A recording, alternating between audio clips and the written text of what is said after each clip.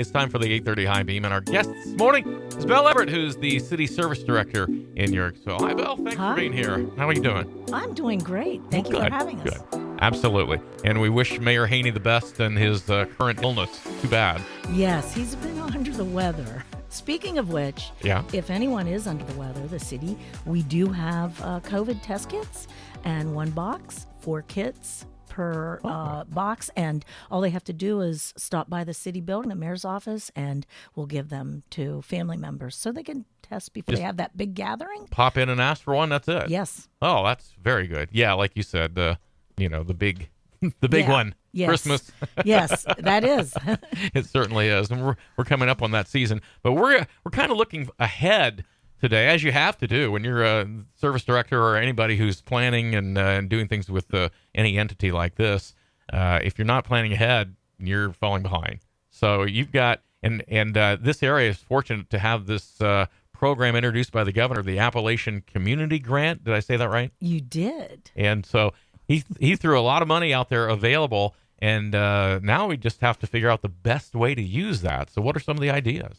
Well, Mayor Haney has been in several meetings, even before the Omega meetings started to occur, where all the communities gather, and we've been meeting at the New Philadelphia City Chambers with Mayor Day hosting, and some of the mayors have discussed the downtown revitalizations.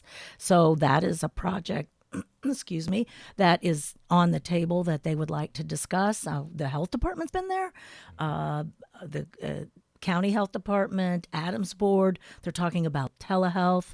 I believe Wendy Zuckel, was, they were in discussions on rails, what to do. And there are just so many projects out there. The biggest project I see on the table is the trails. Yeah. Completing those trails. Mayor Day, he's this close. He needs about, I don't know how many million, a couple or 3. And Dover is now joined in, which is good to see that, we may be able to connect these trails, all the way down to New Philadelphia. And actually, there's a bicycle trail that heads down 416, and there's a trail in Tuscarawas. And but guess what? We have the trail here in the city, but we aren't connected anywhere north or west of us. And so Mayor Haney has wanted to have a boat ramp, a launch ramp, placed somewhere in the city. And we're discussing some options because the big Stillwater, we don't have access to the Stillwater unless you drag your kayak or your boat down a bank or get there's some good gravel spots. Also, our fire rescue, our water rescue, they don't have, it's tough. That's certainly important. It is. So the big Stillwater is a tributary to the Tuscarawas River, which is a designated water trail. So we would like to see that connectivity. And that is something that we've put on the table also, including it in with the trail committee when they're in their discussions. So we're hoping to see, $500 million. 32 counties, it's $15.6 million a county if you were to divide it evenly. Right. But that there are going to be communities wanting 11, 12 million just for one project, perhaps in their community, and some, exceeding that. So the quicker we plan, the better our plan is, the more opportunities we have to get our fair share of the money. Absolutely. Omega, the Ohio Mideastern Government Association, they're our lead applicant. In fact, I believe they're representing 8 counties. Okay. This grant is all new. We've never seen anything like it. Today is the filing deadline today or tomorrow for the technical assistance grant, and that is for $250,000. That will give us the means and the funds to be able to start planning, and then we'll see how everything falls out, because you may have a project that you think is really worthy, but it may not score. So, there are certain measures that we have to meet, and we're hoping that Tuscarawas County benefits. And it certainly takes money to make a plan, because you can't just go back to the state and go, well, you know what, we'd like to have a boat ramp to the creek, and no. Snap, there it is. So there are grants out there through ODNR for boat ramps, those sorts of things. But it's just getting getting your community support. And actually, that's another thing with this ACG grant or Appalachia Community Grant is that they want partnership letters. They want letters of support. So the more the community buys in, the more those folks, awarding the grant will say, oh, hey, this looks like a worthy project. Yeah, that's good on their part. Well, you're talking about connectivity, and that leads us to pedestrian access. So yes. let's kind of review that quickly, because 36 kind of cuts through things now, and there are places that aren't as connected as they used to be, right? Yeah, it's more disconnected, isolated, segregated.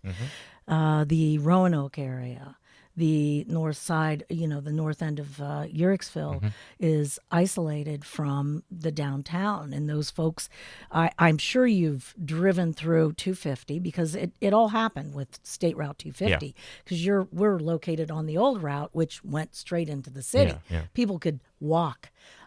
They can no longer do that without taking their life into their hands. There are wheelchairs motoring out through on the roadway. I've seen mothers and children walking actually on the on-ramp to 36. Bicycles. The jobs are out here. The businesses are out here. How are those folks going to go to the market to buy something if they don't have a vehicle? They're going to walk. Yeah. So Mayor Haney, when he campaigned 4 years ago, he said this is something he wanted to complete. We're in the planning stages. He wants that connectivity because, it's safe. So what happened is, and through talking with this ACG situation, I reached out to Omega, and Mayor Haney and I have had discussions with them. And the grant, it's called Safer Route to Schools. Okay. Because the Claymont's out here too. Claymont City Schools out here. Now, those grants used to apply only to middle school and grade schools. Okay. Now high schools are included. That's a $500,000 grant. Now we have to create a committee. We have to have ODOT on that committee, some, school representatives, a nurse or somebody from the medical field. I've reached out to Superintendent Wrench. He's willing to, let's get this to the table. Yeah. And then there's also the TAP grant, which is a transportation alternative program.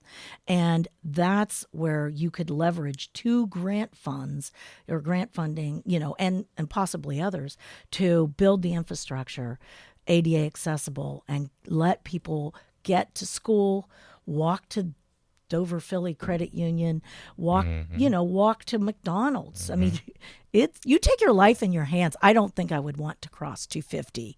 At Macaulay Drive? No. First of all, there are too many people on their phones, and it's scary. That's a whole different thing. Yeah, that's a different thing, but it is scary. So Mayor Haney, that's his goal. We'll be having meetings after the first of the year. Christmas has kind of slowed things down. So we'll be putting together the steering committee. We have to reach out and have ODOTs, and our engineers. And hopefully, I think it's about a 6 to 9 month process.